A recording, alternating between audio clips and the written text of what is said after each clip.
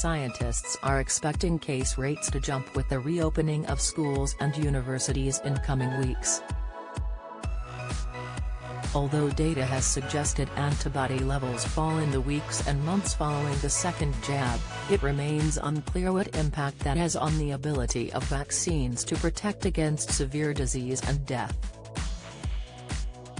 New research may shed light on the matter. Researchers have observed how a crucial enzyme that behaves similarly to snake venom wreaks havoc on the body's organs, hiking the probability of death. What's more, these findings could hold great significance in the development of new therapies to treat COVID-19. Researchers believe the secretion of the splitUIA enzyme in COVID-19 patients could be the most important predictor of death in patients. SplitUIA, which has similarities to an active enzyme in rattlesnake venom, is found in low concentrations in healthy individuals and has long been known to play a critical role in defense against bacterial infections. However, when the enzyme circulates at high levels, it has the capacity to shred the body's vital organs, according to Floyd Chilton, senior author on the paper. Dr. Chilton said, "It's a bell-shaped curve of disease resistance versus host tolerance. In other words, this enzyme is trying to kill the virus, but at certain points it is released in such high amounts that things head in a really bad direction, destroying the patient's cell membranes and thereby contributing to multiple organ failure and death." Study co-author Maurizio Del Poeta, a distinguished professor in the Department of Microbiology and Immunology in the Renaissance School of Medicine at Stony Brook University, said the study supports a new target to reduce COVID-19 death.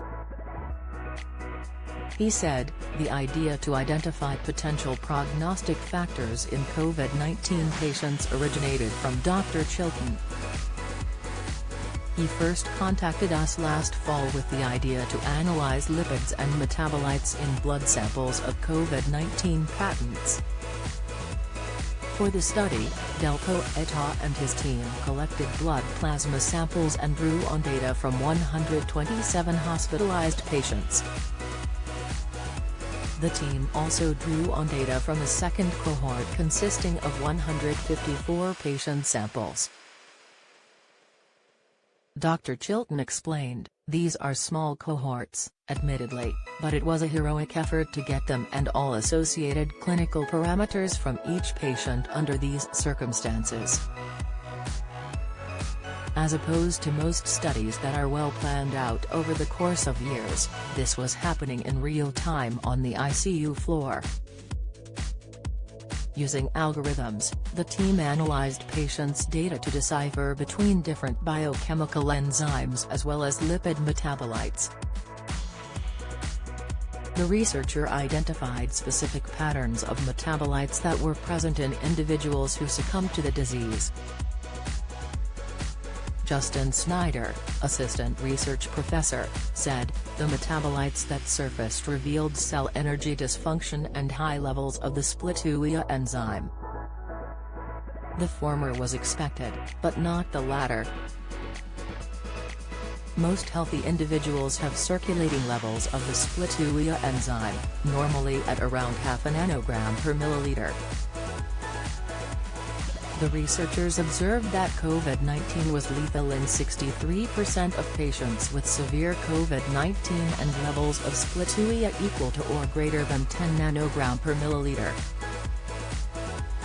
Chilton added, "Many patients who died from COVID-19 had some of the highest levels of this enzyme that have ever been reported.